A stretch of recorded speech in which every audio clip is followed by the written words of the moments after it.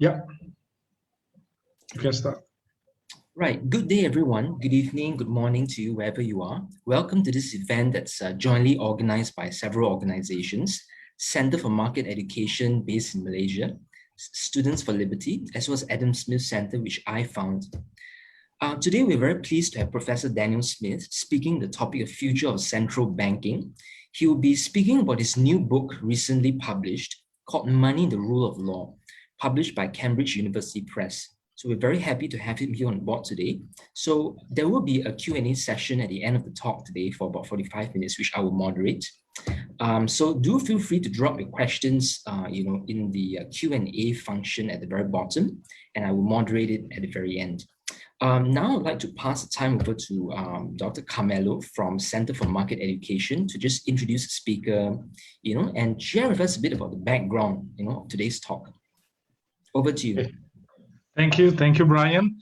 And I would like to thank the organizations that decided to co-host this webinar with me. So Bryan and the Adam Smith Center, Andres and Amelia from Students for Liberty, and Professor Firdausi Suffian from Universiti Teknologi Mara for this important event, which is for us the second of a series specifically on monetary economics. So, say topics that are not always easy to digest. A month ago, we had Professor John Harn from London talking about MMT and cryptocurrencies. And today, Professor Daniel Smith from Tennessee talking about central banking. I will not steal too much time from Professor Daniel, but I would like to stress that despite the topic that we are going to touch this evening can look quite technical, it is important because monetary policy do have consequences on our daily life.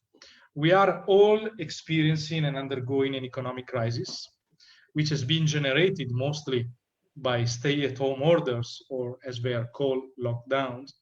And we all have experienced expansive fiscal policies, but also expansive monetary policies. These policies in Malaysia, where we are now, we are experiencing incredibly and historically low interest rate. And these solutions, this policy will have consequences very soon.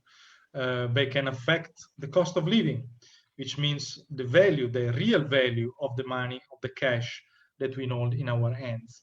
And in particular, the effect of this policy can become very much evident when the COVID crisis will be over and the economy will restart. And in here, the central banks will play a very important role in deciding how much a boom can eventually artificially sustain, and when is the moment to act in the middle of an economic recovery to both avoid to pump too much artificially the recovery, but at the same time avoiding to frustrate the boom and to generate a very much economic crisis within the system with very important consequences. So I'm very, very much interested in what Professor Smith is going to tell us tonight, because we all are going to experience good or bad things very soon according to the decisions of the central banks. Bryan, just allow me another few seconds to say that the recording of the webinar will be posted on the YouTube channel of the Center for Market Education, and we have all the social media, Facebook, Twitter, and YouTube indeed. And on our website, marketedu.org, you can find our contacts in case you want to receive more information or more material. So the stage back to you, Bryan. Thank you very much. Thank you, Carmelo. So I'm going to just introduce all of us to our speaker today. So Professor Daniel Smith is the Professor of Economics from Jones College of Business at Middle Tennessee State University. So he'll be speaking today about future of central banking, and he will draw mainly from his book, Money and Rule of Law, published by Cambridge University Press. Personally, I listened to a podcast on this recently, and I think this book is very relevant to people interested in macroeconomics, monetary policy, constitutional economics, and anyone interested generally in the state of the world economy today. I feel is very relevant. So without further ado, Professor Smith, please go ahead. Thank you. Thank you so much. I'm very excited to be here. Let me just set up my PowerPoint here. And from current slide. And I believe you're seeing my full PowerPoint. Is that all correct? All right. Well, thank you so much. I really appreciate this opportunity to join you. Good evening or good morning. I guess there might be some people in my part of the world as well. Really excited to be here to talk about our new forthcoming book. Real quick, if you don't mind, I'm going to do a quick pitch. We do have a PhD program with fellowships available. So if you're a student interested in graduate education, Middle Tennessee State University is one of the premier free market programs where we offer public choice, and there's economists working in Austrian economics as well. We have full PhD fellowships available for students, so you get full tuition and a stipend on top of that, and we're doing a lot of academic research as well.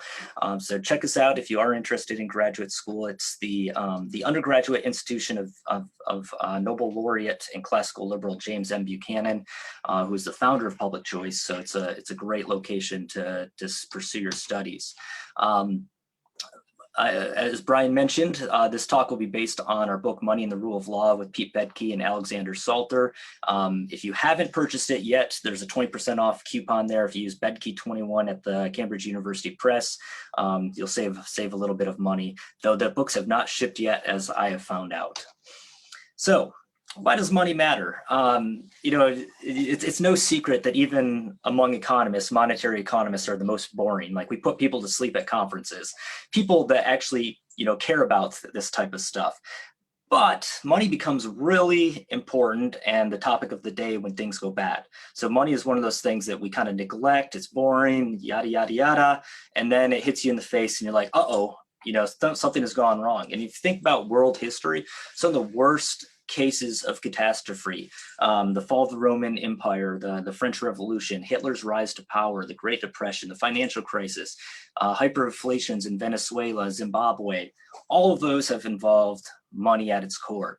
So it's really important to stay focused on how to generate sound money. And that's what our book is. That's the general argument that we're making, is that it's a core foundation of a free society, just like freedom to speech, freedom of religion, and it should be protected as such, as a rule bound it should be money should be a property right of citizens, not a prerogative of central bankers. And even when things aren't going real bad, money is half of all exchanges, right? If you're a proponent of a free enterprise system where you have prices, profit and loss, helping entrepreneurs make decisions, providing the information and incentives for actors to adjust their behavior and dovetail it with other people's behavior, well, if that's in disequilibrium even a little bit, it's going to undermine the efficiency of a free enterprise system. And then, of course, there's always the tendency, I think Reinhardt and Rogoff have a book, This Time is Different. They look through 8 centuries of fiscal follies by governments around the world. And each time they say, this is different, right? We have more educated people. We've learned from past experience. We won't create a disaster. But then they end up creating a disaster. So we can't be fooled into thinking that it won't happen here. In fact, Alexander Solzhenitsyn in the introduction to Gulag Archipelago, he's talking about the rise of the Soviet system, and he's like, there's nothing unique about us in the Soviet Union, right? We're ordinary people, and we didn't love freedom enough, and this crept up on us, piece by piece. It's like, what happened here can happen anywhere in the world, and it's important never to forget that. I would apply that same lesson to monetary policy as well. So where will we be going in this talk? I'm going to talk about So if you're familiar with the Christmas Carol, so it's there's this ghost of Christmas present that comes and gives Scrooge a vision of what the world will be like on the current path that they're on. So this is kind of like a warning, like, yes, we could deviate from this, but this is where I see current trends in central banking around the world taking us. One, making unconventional monetary policy more conventional. So the unconventional becomes the ordinary, and also central banks are becoming the primary executors of fiscal policy during a crisis, including giving preferential credit allocation. So rather than providing general liquidity to the market, they are actually providing specific credit to specific firms, which opens the door for lots of abuses. Second, the adoption of interest rate on reserves and excess reserves as a primary tool of central banking. Yes, this is primarily happening in the US, but I think this is going to be the trend going forward. Three, increased coordination between central banks and their treasuries. Central banks were founded not to be the financing arm of their government, and those, the financing decisions of the government were separated from what was needed for sound money. I think that has slowly disintegrated, and those organizations are now walking in lockstep, and that's a big concern. Four, the lure of a new theory called modern monetary theory. And five, mission creep beyond monetary stability. So I'll get into detail on each one of these. So unconventional monetary policy becomes conventional. So I'm going to quickly use the American experience of the financial crisis and COVID-19, but I think this is applicable elsewhere, as other central banks have kind of flirted with these policies. But I think now that they're on the table and that a well-established central bank such as the United States has done these policies, I think the next recession, these will certainly be on the table for other central banks around the world. So with the unconventional monetary policy adopted during the financial crisis, it included direct lending to non-banks, and these were actually illegal. So the central bank actually couldn't directly lend to non-banks. So what they did is they created a corporation called Maiden Lane 1, 2, and 3. Maiden Lane in New York is the street that the New York Fed is on, so that's why they called it that. And then those corporations lent to these non-bank firms. So a complete evasion around the rule of law. No one's fooled by that, doing something they shouldn't be doing in order to bail out firms, certain designated firms. They let other firms, of course, fall through. Two is large-scale asset purchases, including securities held by Fannie Mae and Freddie Mac. Fannie Mae and Freddie Mac were government-sponsored enterprises providing liquidity to the mortgage market in the United States, hosting almost a large percentage of the mortgages in the United States. So that was a bailout to a specific, providing credit to a specific firm. Then maturity extension program. This wasn't as unconventional, but they're twisting interest rates. I won't spend too much time on that because I don't want to get bogged down in the technical stuff. The COVID-19 response was essentially throwing spaghetti at the wall and to see what stuck. There's a whole host of programs that we established in the financial crisis, as well as new ones that we threw. It is clear that Jerome Powell wanted to firefight this with everything we had. And I want to split these into, and this is a distinction created by Lev Menand, a legal and monetary scholar, to liquidity and credit facilities. So liquidity facilities are the traditional facilities of a central bank, providing general liquidity to the market, except these new facilities were extending liquidity to the non-bank, the non-traditional banking sector, such as shadow banking. So in the wake of the financial crisis, a lot of financing went out of traditional banks and went into the shadow banking sector. And the central bank has no formal channel to provide liquidity to to the shadow banking sector. So these were kind of extensions of that facility. This include the money market mutual fund and commercial paper funding facility.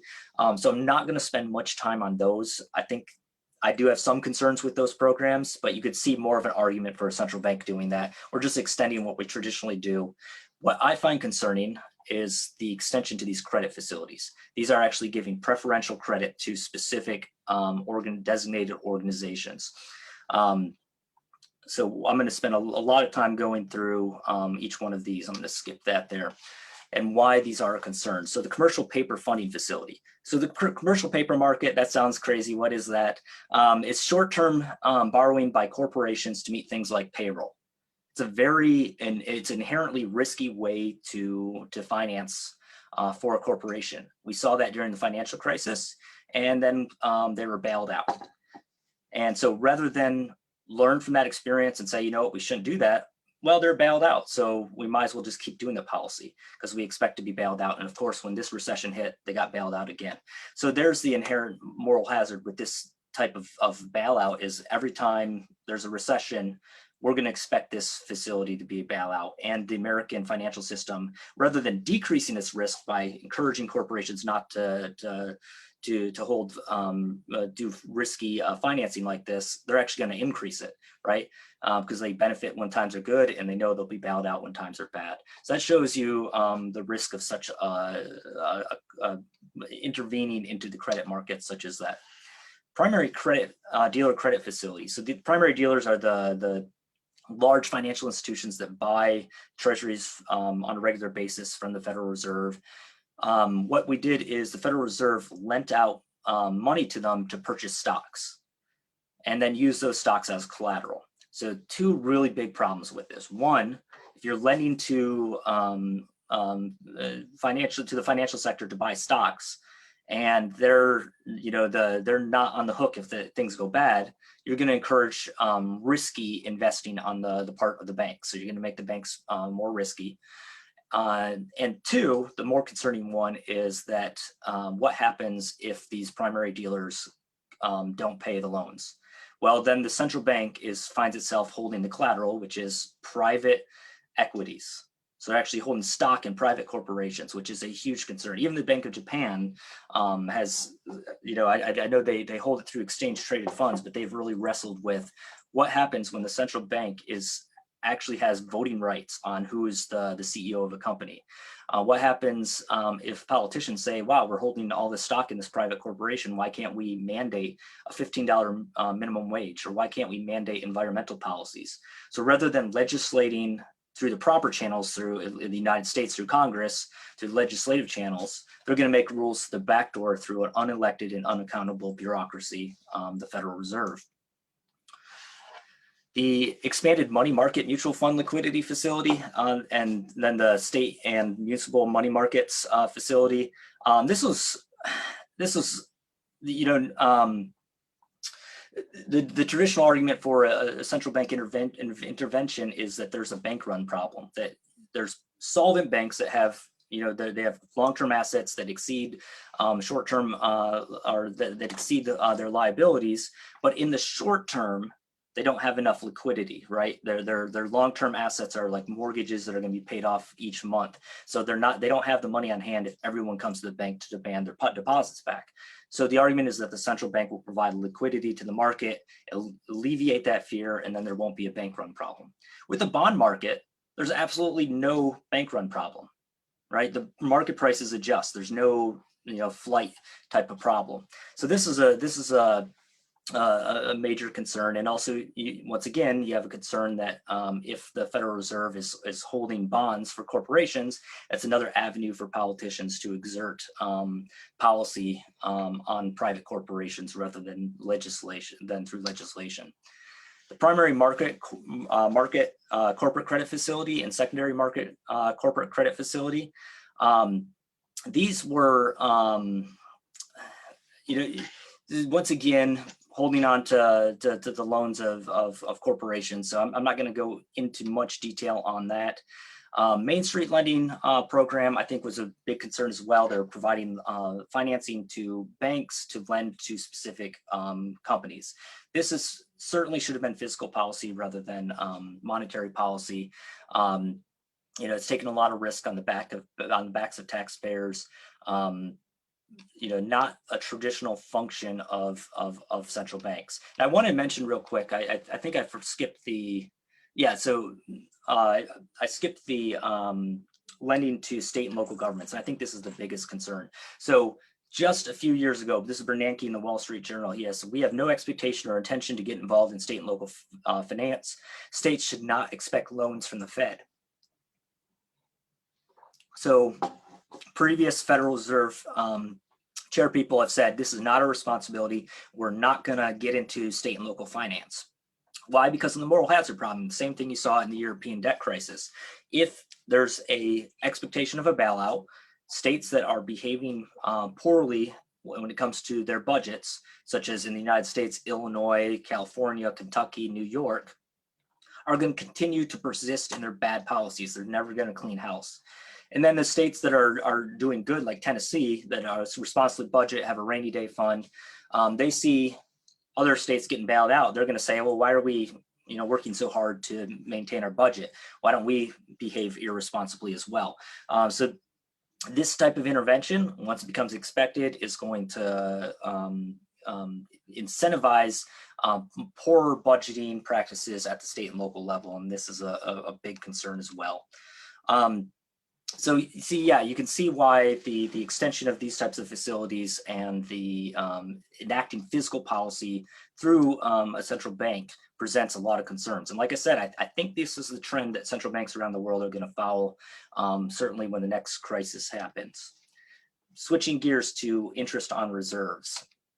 So interest on reserves is a new policy created in 2008. And basically it says, so banks have to meet their required reserves and they get interest on required reserves, but then there's interest on excess reserves. Excess reserves are reserves that they held above the required amount at the Federal Reserve, and the Federal Reserve started paying a good deal of interest on that. So this encourages financial institutions to park funds rather than lend them out, to park funds at the Federal Reserve. So prior to this, and I'm not going to get too technical, I'll just quickly review this. There was what we call a corridor system, where the decision of what interest rate we're going to set and the central bank's balance sheet were connected, right? You had at the top, you had the discount rate or the penalty rate that banks get if they cannot secure lending in the private overnight lending market. And then you had the zero lower bound at the bottom. And in between, you have the overnight lending market, where banks would overnight lend to each other because some banks had excess reserves, some banks didn't have enough reserves.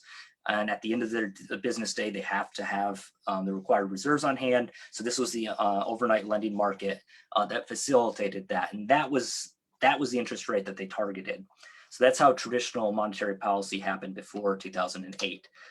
With the introduction of interest on excess reserves, suddenly the floor was now the interest on excess reserves. And that was because banks aren't going to lend below that interest rate on the overnight lending market if they can just get 100% guaranteed financing from the Federal Reserve for just parking their excess reserves there.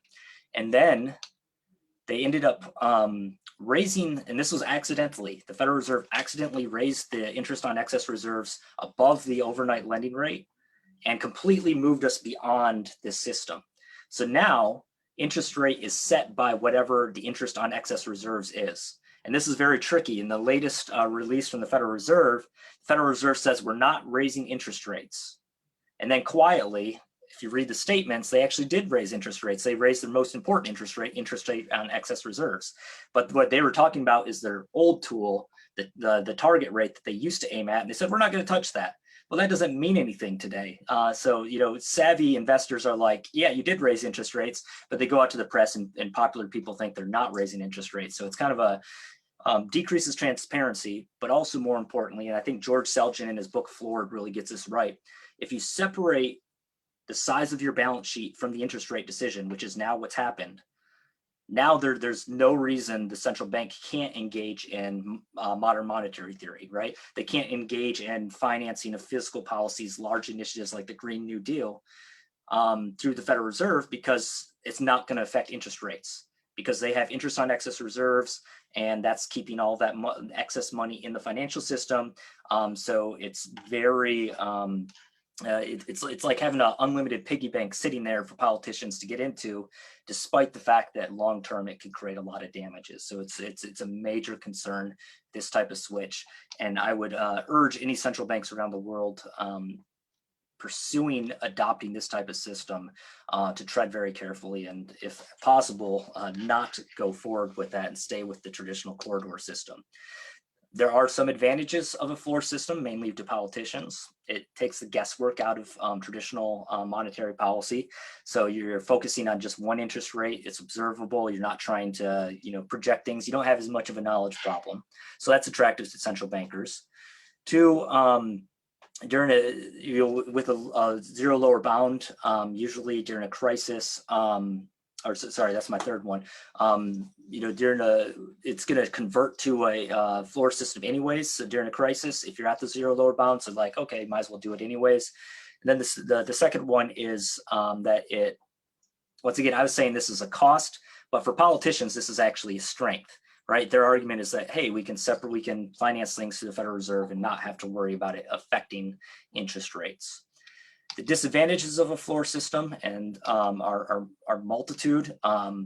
One, the floor system has a much larger financial impact on the economy. So it's attracting far more resources from the private sector.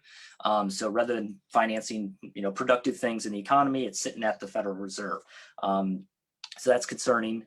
Two, like I said, interest rates, and this is an analogy from George Selgin, interest rates and reserve decisions are actually economically connected, kind of like a steering wheel and a gas pedal, right? They have an effect on each other. And if you when you separate those two, it makes it less clear how those two interact.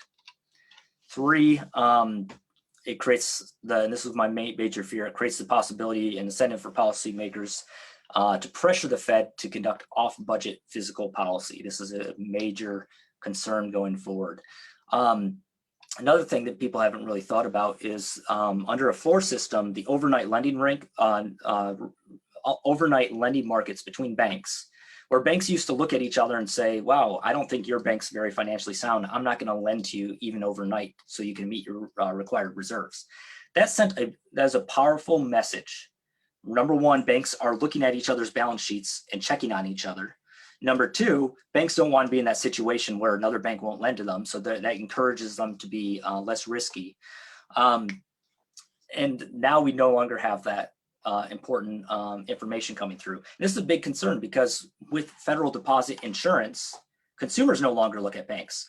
Prior to the adoption of deposit insurance by governments, consumers used to go to their bank and say, okay, let me look in the books, let me look at ratings, let me make sure this is a secure bank.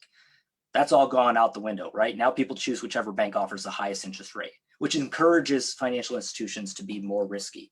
Well, this is going to do the same thing if we eliminate the overnight lending market. That's going to be another reason for banks to engage in risky financing or be on stilts, so to speak, and be very risky. Fifth, this is a little bit more technical, so I won't get into it, but the interest on excess reserves has less effect on actual market interest rates than the overnight lending rate. Six, gives the Fed a larger discretionary budget while at the same time reducing their responsibilities. You never want to give a bureaucracy more money and reduce their responsibilities at the same time. That's just a recipe for disaster as well. And seven, increased reserves from a floor system tend to be concentrated in only a handful of institutions. So the liquidity benefits are in practice very limited. So people say, well, all these banks have all these excess reserves on hand, so our financial system is more secure. No, there's a few major institutions that control almost all of those excess reserves. All the other institutions aren't holding interest or don't have excess reserves at the Federal Reserve. So you can't make the argument that the financial system as a whole is made better by this policy. Now I'm going to switch gears and go to my next concern about the future of central banking, and this is central bank and treasury coordination. It's obvious right now when we have at least in the United States, we have a former central banker, the chairperson of the Federal Reserve, Janet Yellen, now serving as the Secretary of the Treasury. And I think we're going to see more of that. It's like people cycling back between the Treasury and the Federal Reserve and major financial institutions like Goldman Sachs. So it creates more collegiality between them and thus more reason for them to walk in lockstep.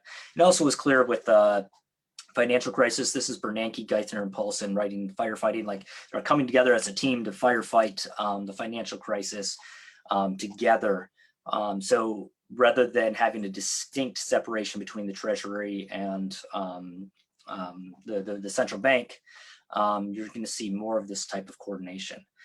another reason you're going to see this is at the zero lower bound, and we are in a situation around the world of very low interest rates. I think it's driven by demographic trends.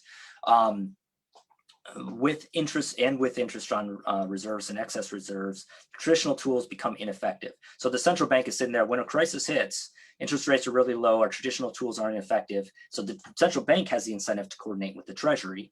And then on the Treasury side, fiscal policy is increasingly becoming more difficult given pre-existing levels of debt and implementation lags.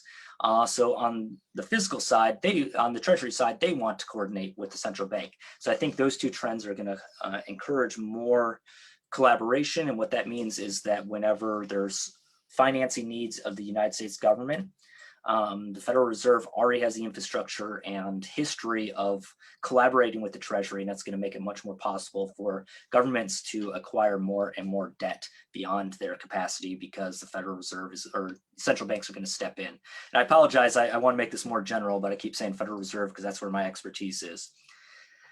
Next, the lure of modern monetary theory. This is a brand new, well, it's not a new theory, but it's a new theory dressed up.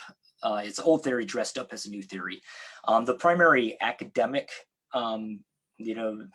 proponents of this are going to be Randall Wray and Fulton, Jennifer Fulton, I think or Stephanie Fulton. But the most visible politician advocating for it is United States Representative Alexandria Ocasio-Cortez. And basically it claims that you can engage in massive fiscal policy initiatives, such as her favorite New Green Deal, that can be financed with quantitative easing without the worry of increasing inflation or decreasing economic growth in the long run. The problem with this theory is that it does not pass the test of technical economics. This was a University of Chicago Booth School of Business forum, and not a single economist agreed with the basic precepts of modern monetary theory, not a single one that they surveyed. And Paul Krugman, he's a left-leaning economist, so he's not biased against this theory. And Paul Krugman is someone who's advocated minting a platinum trillion dollar coins to pay off the US deficit. So he's also a fan of somewhat crazy sounding ideas. He himself has said this is a crazy idea. He said, it looks to me like sophistry, so obviously untrue. So when you have someone like Paul Krugman that's lefty and comes up with all sorts of crazy ideas himself, calling this idea crazy, you know it's really crazy. And also it does not pass the test of robust political economy. I think there's a lot of knowledge problems. How would you implement this? How would they know when to, there's too many levers being pulled at too many times to make it work. And then there's of course the incentive problems. Do politicians actually have the incentive to implement this appropriately and not abuse the system? No, neither of those is true. And so, it falls on its face. But I do see, like I said, I think like Keynes's, general theory, it's offering politicians the opportunity to have their cake and eat it too. And I think, governments around the world are going to try to latch onto this theory. When you look around the evidence around the world at the countries that have engaged in close enough to MMT by a measure of debt as a percentage of GDP, it's a list of countries that things have largely not gone well in, right? It's a group we don't want to be part of. The United States certainly, is kind of concerning that we're number 12. Japan is the only country on that list that you would say, okay, yeah, they're doing somewhat well, but they've experienced several decades of low-level growth, and I would argue due to this policy. And they also don't have the unfunded liabilities, Social Security and Medicare that the United States has, or the public pensions. And also most of their debt is held internally, so there's not as much of a concern for investors fleeing and saying, no, I'm not going to hold on to that debt anymore, where banks like the United States do have to worry about that. My final, future central banking concern is mission creep. So what is this? So I have a recent Wall Street Journal article with Alex Salter on this. We see central banks as a bureaucracy moving beyond their core mission of providing monetary stability. And they're looking at things like climate change, racial justice, inequality. Those may be important things for a government to consider looking at and factoring into their decision making. but the central bank should not be the one to address it. Proper channel is through the legislative channel, where you have elected officials that are accountable, not through a bureaucracy on its own saying we're going to pursue this and deviate from the mission that was given to us by Congress of pursuing monetary stability. All sorts of problems. Monetary policy is like a broad brush stroke, right? It can't go in and specifically say, okay, we're going to raise the incomes of the African American community, or we're going to raise the incomes of the lowest 1/5 of income earners. You can't do that. Monetary policy is so broad, it just is not the appropriate tool to address that. And like I said, I think there's all sorts of concerns when and potential to undermine monetary stability when that occurs. So now that I've kind of cast this vision of the future of central banking and where we're heading, is there a way that we can deviate from that course, that we can reimpose rules and ensure monetary generality and predictability in our monetary institutions? Yes, we argue that you can, and we think there's a couple different ways to do this. One is inflation or NGDP targeting. I'm not going to go into much detail on each of these, but we can certainly hit it up in the Q&A. So this is just an official rule, have deviations from the rule punishable. In Australia or New Zealand, they did this, but then they keep changing the rule. They say, okay, we're going to inflation target 1 to 3%, and then they change the inflation targets and no one ever gets punished. So it's got to be a rule. The central bankers are actually punished or rewarded. So rewarded for hitting their targets and removed from office, or otherwise punished for not hitting their targets. I favor NGDP targeting. In fact, you can see my NGDP targeting coffee mug here from David Beckworth at Macro Musing, because I think inflation targeting has a supply shock problem where it leads central banks to engage the wrong policy, engage the policy in the wrong direction when there's a positive or negative supply shock, and NGDP targeting overcomes that. 2 is to constitutionalize money. If money is a fundamental right of citizens and a vital component of a free society, shouldn't it be in a constitution, right? You actually put it in there as an amendment and say, we're going to protect sound money as a right of citizens, and here's, either put in the explicit money growth rule in the Constitution or something like that. Third one would be free banking, and this is my preferred one, but also the most controversial. And this is along the lines of F.A. Hayek or modern researchers such as Larry White on competitive currency. They actually allow banks to issue competing currency, and this will be a check on overissuance, because central banks face a knowledge problem and adjusting the supply of currency to money demand, because money demand is constantly moving around, especially during a crisis situation. All sorts of new type of financial products where money demand manifests itself, especially today with crypto and non-fungible tokens. Rather than try to go through all of that, allow banks to privately issue currency and have it redeemable for some type of base commodity like gold or silver. In which case, if they overissue the currency, private consumers will say, hey, you're issuing too much currency, you don't have enough gold to back this up, I'm going to go and redeem this currency. So there's an automatic adjustment process for any overissuance of currency or underissuance. So I think that has a lot of advantages, though, like I said, that's the most controversial. Finally, I think we should definitely prohibit mission creep of the federal, of central banks. Keep them in their place and say you have to pursue monetary policy. You can't do anything else beyond it. It's not the appropriate vehicle for that. Those are our pathways towards trying to create a rule-bound central banking system. Now, I do have a little bit of time, so I will be able to. I didn't know if I'd be able to get to this, but I do want to real quick talk about the knowledge and incentive problems that central banks face as discretionary central bankers. And these are arguments that we detail in far more, we go into far more detail in the book. But there's knowledge problems that central bankers face, just like the central planning, that a central planning board faces in trying to centrally plan an economy. And that is, as I just mentioned, as a monopoly supplier of currency, they don't know the optimal, they don't know what the demand for money is, and therefore they're always playing catch up. They're trying to provide adjust the money and predict what the demand for money will be. And it takes like 8-9 months for monetary policy implementation to make its way through the economy. They just don't have the knowledge, even with hundreds of PhD economists. They just don't have the knowledge to do that, and they've admitted it. I mean, this is Jay Powell quote. He's like, what we're targeting is unpredictable and cannot be directly observed. We have to do a lot of guesswork.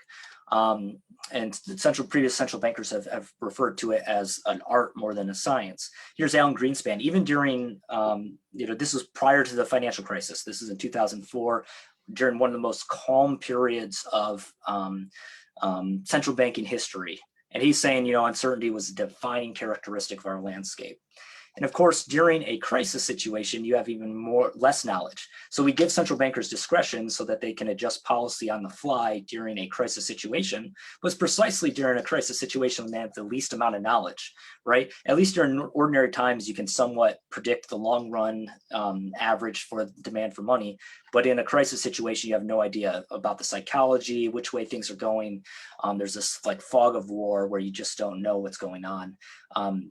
And we provide a lot of compelling evidence, even central bankers themselves saying, hey, we simply didn't know what we were doing. We were just doing stuff to make people feel good that we were doing stuff. And then there's the incentive problems for central bankers. These are made worse by the knowledge problems. If you don't know the appropriate monetary policy course to pursue, then it becomes a lot easier to be influenced and to do something you shouldn't be doing by special interest groups or by legislators. So we split this up into internal and external. Internal is the bureaucracy of the Federal Reserve, right? There's groupthink there. There's suppression of different ideas. We've had central bankers come out, even Paul Krugman was reportedly disinvited from a central banking conference because he criticized the Federal Reserve. Central banks are the largest employers of monetary economists. So that creates a lot of, pressure not to criticize central banks. They sit on, they referee for journals, they sit on editorial boards.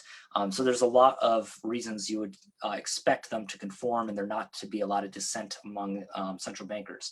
And they face all of the traditional incentives that bureaucracies face: budget maximization, inertia. It took the Federal Reserve 70 years to admit that Milton Friedman was right about the Federal Reserve causing the Great Depression. It wasn't until 2002 that Ben Bernanke said, hey, you're right, we did it. So it takes a long time for a bureaucracy to actually adapt. They're still using models from the 1970s in regular monetary policy today because of that slow bureaucratic process. The external threats are executive pressure, right?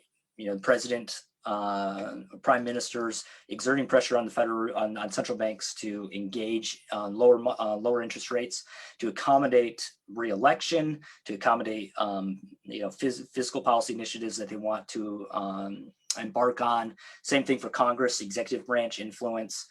Then there's also special interest group influence. So these are the major financial institutions such as Goldman Sachs. There's a revolving door between who's at Goldman Sachs and who's at the Federal Reserve.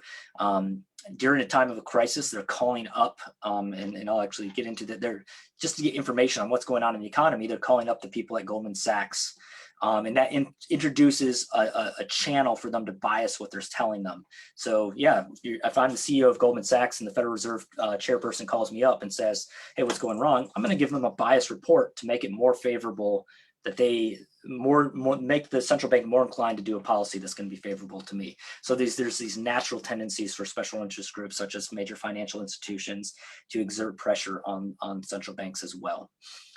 And like I said, these are intensified during a time of crisis. So that is, once again, a major concern, and why we argue for one of the mechanisms for creating a rule-bound Fed, such as GDP targeting a specific rule, constitutionalized money, or free banking. And I'm going to end my talk there to preserve a lot of time for Q&A. Thank you very much, Professor Smith. So before we go into the Q&A, I would like all our listeners and attendees to remember to drop your questions in the module below, and I will moderate them very soon. I would also like to bring in now Dr. Firdausi Suffian from the Universiti Teknologi Mara. He's one of our co-hosts of this event today. Thank you very much for being involved. I believe perhaps he has some remarks he'd like to share with the audience, and perhaps you can also start the ball rolling with your question.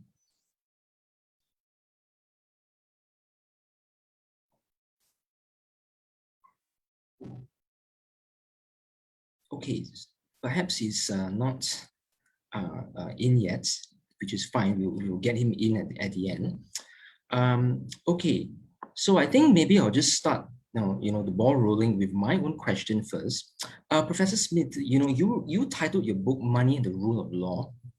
So I think perhaps we should start with something foundational. What is the rule of law, and why is it important to think about it in relation to money? Because I think that's a very foundational concept that I think we should begin with first.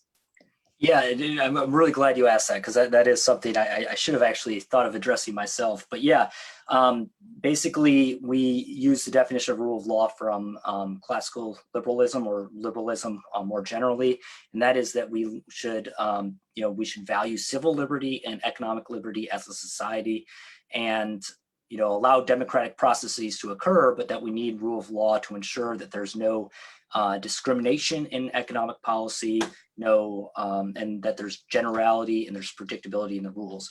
You certainly don't want a rule of, the rule of law framework appreciates stability in rules, that we can know, okay, here's like, think of it in like law, like, what the property rights are. In most cases, who's going to win a court case. That gives us predictability, so corporations and individuals can make their plans without having to worry about things changing arbitrarily, right? We want to apply that same appreciation for rules. And these are rules that it's not just for citizens, it's rule bound for the entire society. Politicians, bureaucrats, everyone has to abide by these rules. We want to apply the same concept to money, because it is, if you look at the Economic Freedom Index, it's one of the core, sound money is a core component of a free society and in generating human prosperity and economic well-being. In fact, it's one of the most devastating things when it goes wrong to a society. We need to apply the rule of law framework to money itself and create generality and predictability, prevent money from being a tool used to benefit certain groups and individuals and not others, that allows the bureaucrats at the central banks as well as politicians to pick winners and losers. And of course, it undermines sound money in the process, which affects all of us. Right, thank you. So another foundational concept that I think you introduced in the presentation was about the knowledge problem and the incentive problem, right? So perhaps could you share with the audience, what is this knowledge problem and incentive problem, and why are they important, as a tool of analysis when we analyze government policies, when we analyze institutions like central bank? Because maybe some audience may not understand this framework. Yeah. Yes, absolutely. Great question. Yeah, so when I refer to knowledge problems, I'm mainly referring to a concept from Austrian economics. F.A. Hayek has a great paper, the use of knowledge in society. It's in the AER in 1945. One of my favorite journal articles ever written. The gist of it is that the market system is miraculous in conveying the knowledge across societies very rapidly. So if you're thinking of like a central planner trying to, and Hayek uses the example of tin. So you have a central planner, there's a tin mine collapses somewhere around the world, and therefore there's less tin available. Well, central planner now has to adjust, now has to figure out who in the economy uses tin, and what can they switch to? Which companies can switch to some other material? Which companies absolutely have to have tin? And then the central planner has to go through and actually force people to do that. They have to say, okay, this company, and there's going to be a lobbying process. Some firms are like, there's no way we can switch from anything else. So it's really hard to actually get accurate information. And that's going to take a long time, months at least, to figure out all the users and figure out what the optimal strategy, how much tin we have left, allocate it, and get through all the political shenanigans of that. Whereas in a market system, there's no need for that, because tin mine collapses, the price of tin goes up. Now, all the users of tin around the world say, consumers are like, ooh, that price has gone up, I don't need to buy that product. Manufacturers say, you know what? you know, that's really expensive, it spurs creativity. They're like, okay, you know what? We actually could use a different product instead of tin because it's really cheap for us. And it preserves tin for the most highest valued uses, because that the price going up is that's what it naturally does. And it encourages other people that can find a way to do without it to do without it. It also encourages it encourages people mining tin and providing tin to do more, to pay their workers overtime, right? If the price doesn't go up, they have no incentive to do that. But when the price goes up, they have more incentive to actually find ways to increase the supply of tin. So the market does that automatically. And so those knowledge problems are what we're referring to. That's the knowledge problem I'm referring to. In central banking, it's, you know, central banks have, you know, hundreds of PhD economists. They're collecting data. They're even looking at Greenspan has admitted like men's underwear sales as a measure of the economy. Look at all sorts of things, like trying to predict which way the economy is going and measure how effective monetary policy is. And we argued that you just simply, we don't have the data in the real-time sense to actually do that.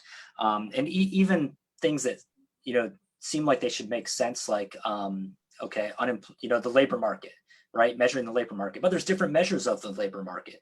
There are a whole host of different ways. So you can get big arguments about which one is the most important.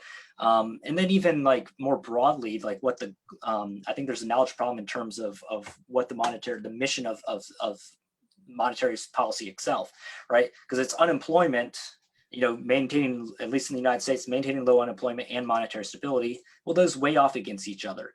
At certain times, those weights on which one is more important may adjust. So there's a knowledge problem in that, but also they're adding in other considerations such as financial stability and you know, international trade deficits and things like that. So there's a huge knowledge problem there.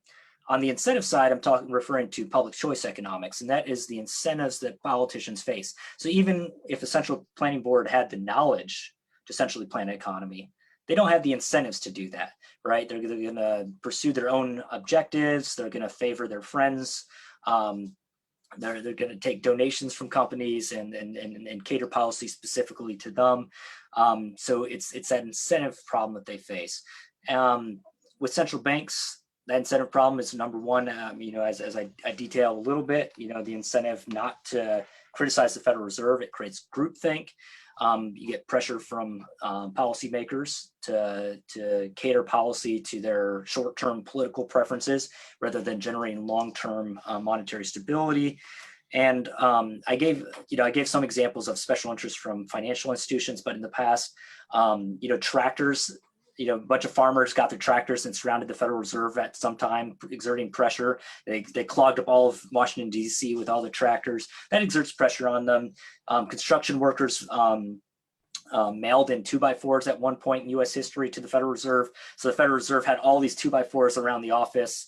And that was just pressure being exerted on them by a special interest group saying, hey, you should cater policy to us. And it's fairly effective. I've talked to former Board of Governors members, and they've told me that, you know, even their children receive threats on their life from special interest groups that wanted them to cater policy to them. So they're very high profile figures. They're under a lot of intense pressure, and sometimes they'll just cater to what the masses want rather than you know, focus on generating long-term stability. Great, thank you. So I think we have a bunch of questions that have started to come in. I'll start reading them out. So I think there are two questions which are quite similar. First by Haniel Lim and Raman Khan. First one states, digital ledger technology means that people can securely own their money without having to deposit it in a bank. What implications do you think this has for central banking? And do you think developing countries can circumvent their need for central banks with cryptocurrencies? Right. And this relates to the other question about whether you believe that cryptocurrency is the future of central banking. Yeah, so I'm a big fan of cryptocurrency, and I like the aspect that there's some competition. I still think it's more of an investment vehicle rather than a medium of exchange. But where I do see it operating as a medium of exchange is in especially developing countries with really poor central banks where they can't trust their central, I complain about the Federal Reserve, but the Federal Reserve is still one of the better central banks. There's a lot of places where, like Venezuela, where you just don't have the trust in the central banking institution, in which case I think more and more people are turning to crypto as a store of value and to engage in regular exchanges. And to the extent that that occurs, I'm very excited. I'm concerned that central banks around the world see it as a threat and are going to try to regulate it or otherwise forbid it from operating, or try to compete with it by creating their own central bank digital currency. I think there's important advantages that crypto brings to the table, but I still don't think that it's reached the level where it's a medium of exchange where enough people are holding it, and the ease of transacting with it has been reduced enough to allow it to compete against central bank currencies. I hope it does. Right. And we have an anonymous question here. Can a modest-sized economy move to a hard currency system while major economies like the US, EU, and China continue to use fiat money? Yeah, that's interesting. I'm most in favor of, as I mentioned, free banking, in which you allow private banks to determine what's going to be their commodity base. It could be crypto, it could be gold, it could be silver, could be a basket of other fiat currencies. But I do think some of my research has found pretty compelling evidence that the Federal Reserve has not improved upon the gold standard that existed. And that was flawed, a very flawed banking system prior to the Federal Reserve, but there's no evidence that the Federal Reserve actually improved upon that. So to the extent that, one of the ways to create a rule-bound central bank is to, go back to the gold standard or a silver standard or some bimetallic standard. It creates another step in the process that prevents the central bank from engaging in abuse. But like we saw in the United States and elsewhere, it can also be suspended. It is very common during times of war for the gold standard to be suspended. It's also obviously in the United States completely suspended. But that's true of almost anything, right? Even if you have free banking system, competitive currency, the government can step in and say, no more, we're going to create a central bank again. So I think that's a problem that deals with all of them, but we can compare them. And I think if you have a central bank with a gold standard, it's far easier to suspend the gold standard than it is if you have competing currencies or a stricter rule-bound Fed. So yeah, I think it's a step in the right direction, but I don't think it's going to permanently restrain a central bank from engaging in some shenanigans. Right. Okay. At this point, I'd like to bring in some of our panelists and our co-hosts in the discussion. Perhaps Carmelo, Firdausi, and Andreas, if any questions for Professor Smith?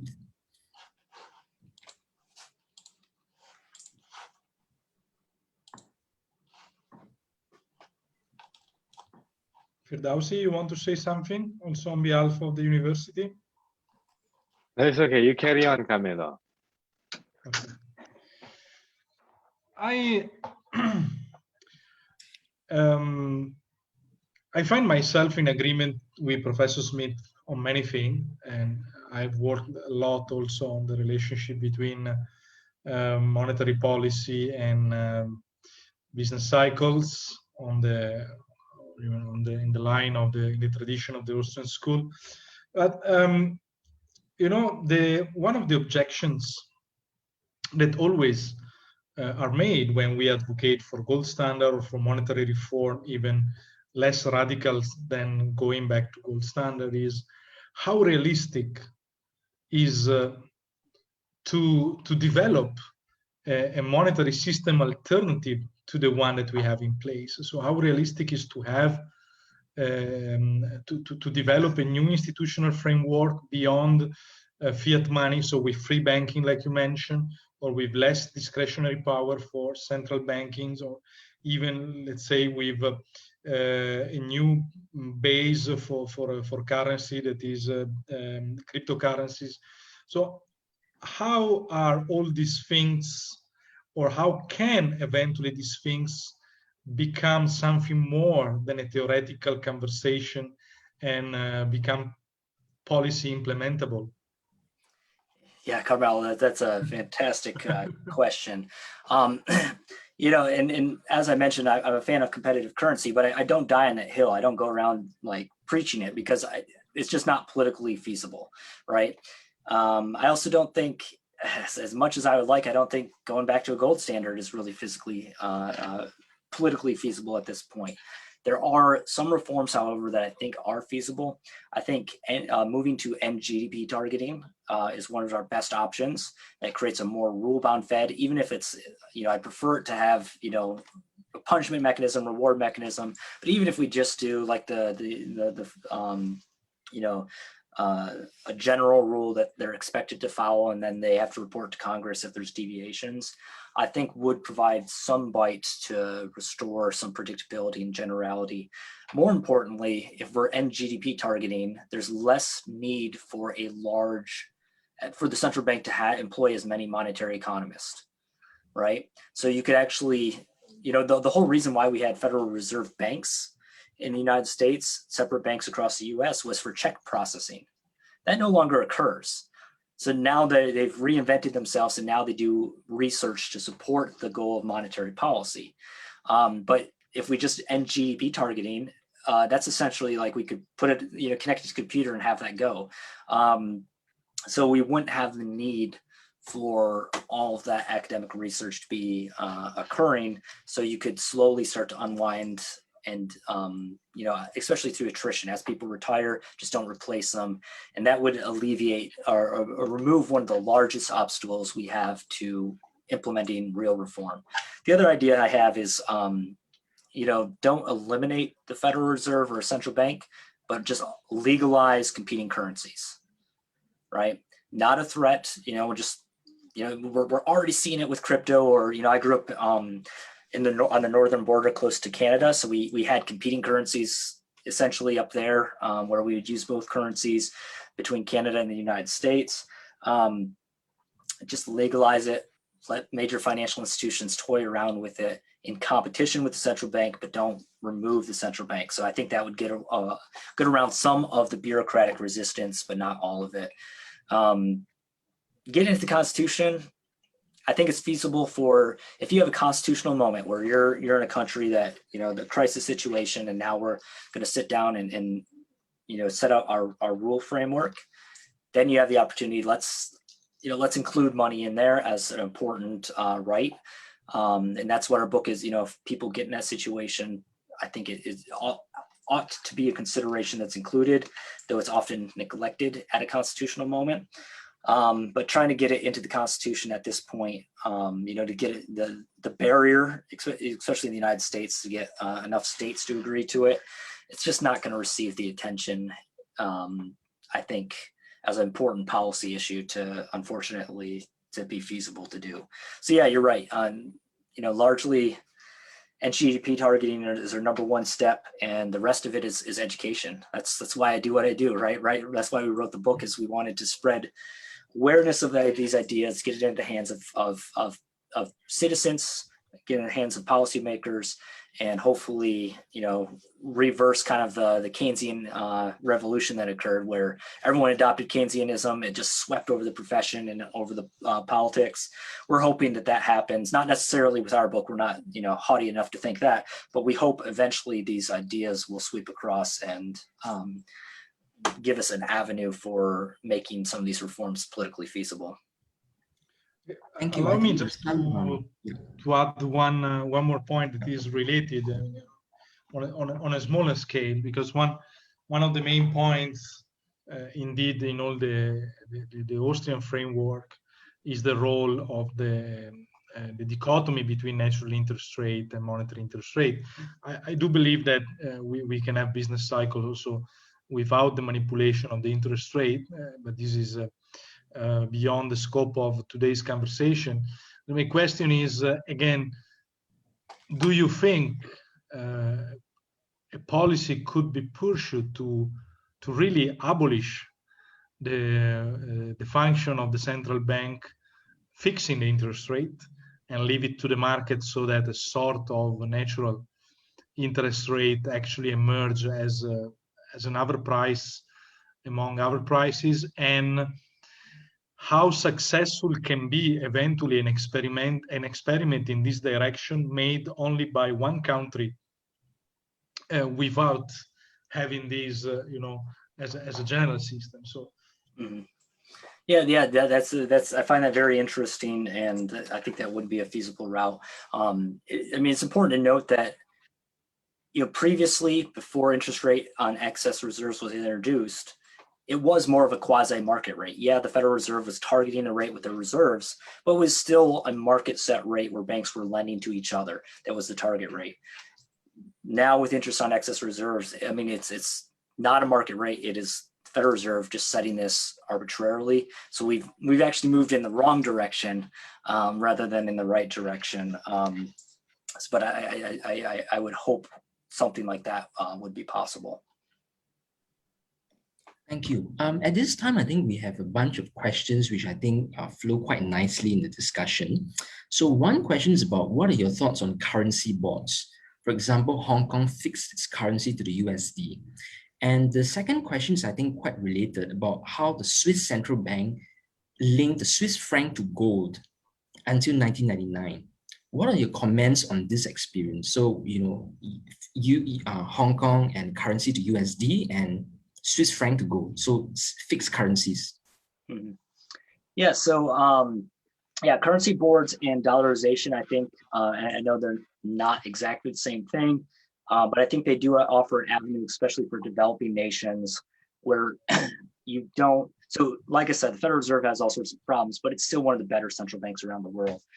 Many developing nations do not have the infrastructure to have a rule-bound central bank, let alone a rule-bound government. In which case, creating a central bank where you don't have the appreciation for rules and for constraining and for monetary stability and political constraint, one of the easiest ways to constrain the government is to actually connect it to another currency. So essentially you're importing central banking services from the United States.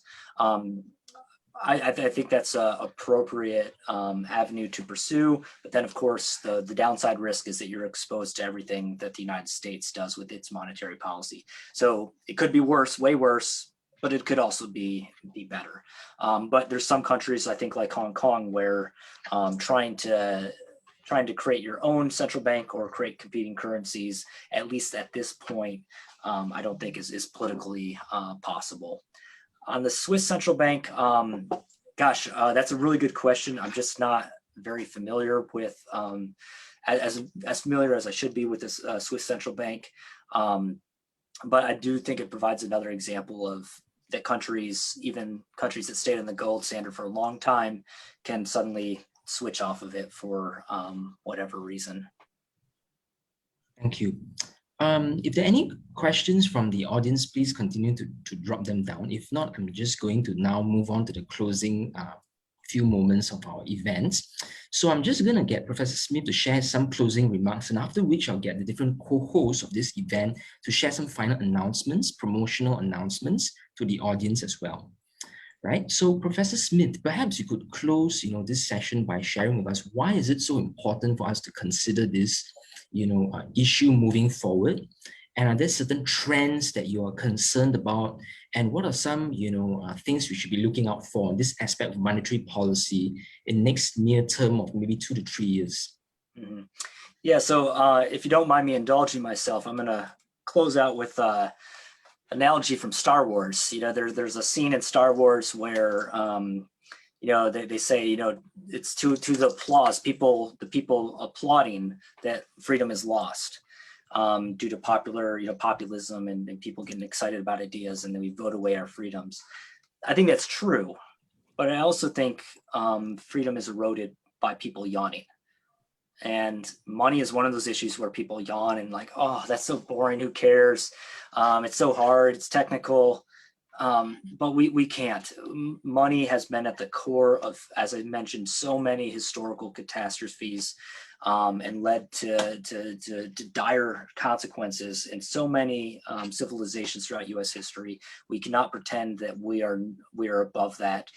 We could face the very same future if we don't address these concerns. So I beg, especially the students in the audience, to focus on this issue, just like you do any other element of economic freedom, but because we can't neglect it. If we neglect it, it's going to be, we're going to find ourselves in the same situation. So yes, please, you don't have to, buy my arguments, but I do think, there's a lot of good books out there focusing on these types of issues and how to generate monetary stability. And I hope you look into them. Thank you, Professor Smith, for this closing remarks. I encourage all of us attendees to check out his new book, Money and the Rule of Law, published by Cambridge University Press. I believe it can be found on Amazon, if I'm not wrong. So at this point, I'd like to hand the time to various organizations who have kindly sponsored the event today. Firstly, can I just get Dr. Firdausi Suffian from Universiti Teknologi Mara? Perhaps you'd like to share some announcements about your organization, and then we can go over to Students for Liberty. I think they have some announcements as well as Carmelo at the end. Firdausi, please. Yeah. Thank you so much. So as a matter of fact, I really enjoy listening to Professor Daniel. In fact, I'm going to buy the book as soon as possible. I know it's not available now in Amazon, but definitely going to buy one. I'm going to ask my the library as well to buy. In fact, I really enjoy. I don't have an announcement from UITM, Universiti Teknologi Mara, but I just want to say one thing, because it's true, the monetary policy, whatever the policymaker decide, it has direct or indirect implications to our economy. I think that is so true, because in Malaysia, we witnessed that, like today. So I think in the end of the day, when it comes to the monetary institution, I guess a very clear rules is very important. Yes, discretionary, yes, they do need some freedom, but I think you need some rules that make things more transparent, number one, and predictable. And so at least, people are not in the dark. So the monetary institution is so important because we learned so much. We went through so many crises, as far as I remembered. From the Great Depression, and then and then commodity crisis, which is very close to Malaysia, and then the ASEAN financial crisis. All right, it has a lot to do with monetary policy, and of course, the Great Recessions as well. See, if you don't have a clear rules, too much discretion on the central bank, which is good at one point, but at certain point, if you don't have rule to govern them, I think we learned this very, very well during the Great Recession, because when they decide something, there are things that not really that clear. So in fact, they want to solve the crisis, but it leads to another crisis. So I think this is among other things that we really, the monetary institution, I think there must be a certain rules they have to impose, and then strict monitoring, right? So we might probably, because we don't want the symptoms lead to another cause, right? So we have to address the cause, which is to have a very clear, a strong, strict, not just policy, but rules to make things more clearer and more predictable. So that's why I guess I really enjoy your session, Professor Smith. Thank you so much. Thank you, Firdausi. I'd like to bring in now friends from Students for Liberty, Andreas and Amelia, with any announcements you'd like to share with our audience.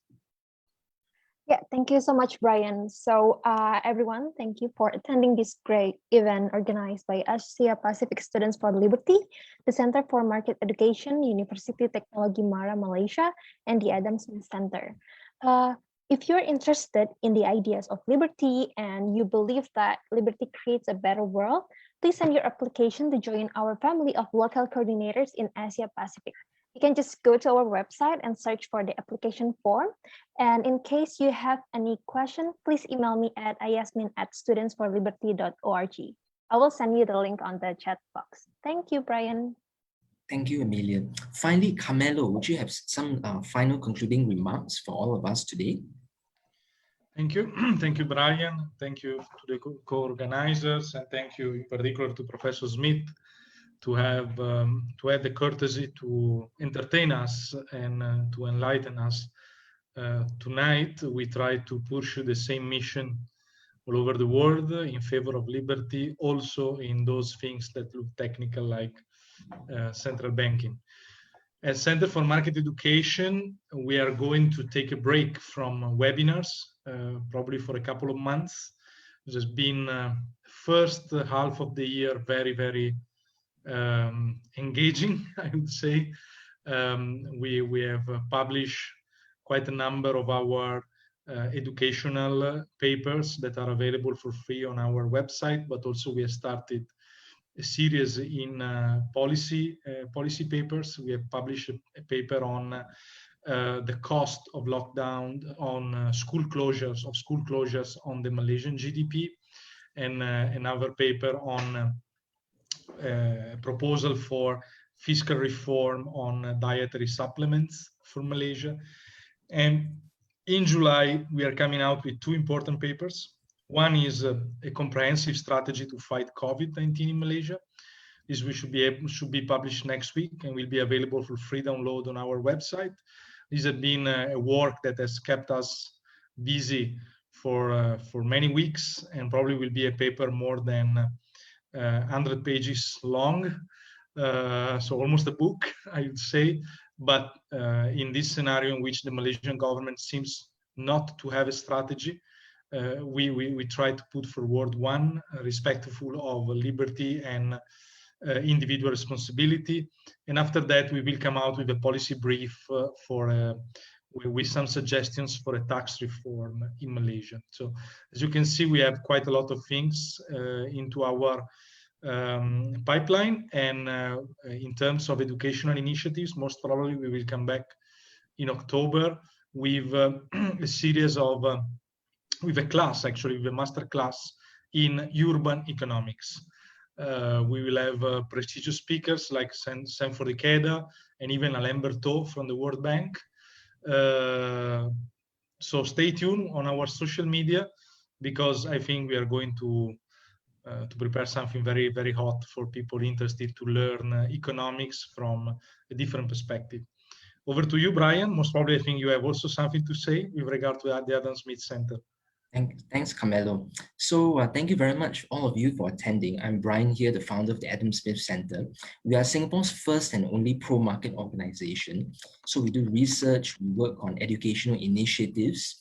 So we have a host of various events and webinars online. There are some which we will be releasing quite soon. As a matter of fact, similar to what Carmelo is doing in Malaysia, we are launching some new online courses, because we believe that education is very important, especially in this part of the world, which I feel may not be very exposed to market-based ideas as people in the West do. So we'll be launching a number of online courses on various e-learning platforms on a variety of topics, and I think chief among them would be environmentalism, markets, and public policy. And that's something that I'll be working on with some partners of mine as well. Feel free to check out the QR code on my screen, actually beside me, for a new book that we recently launched called Liberalism Unveiled. Other than that, thank you very much. I've enjoyed myself greatly. So thank you very much, Professor Smith, and everyone else for joining us today. Feel free to follow all of us on social media and check out the book today. Thank you very much. Thank you for having me. Thank you.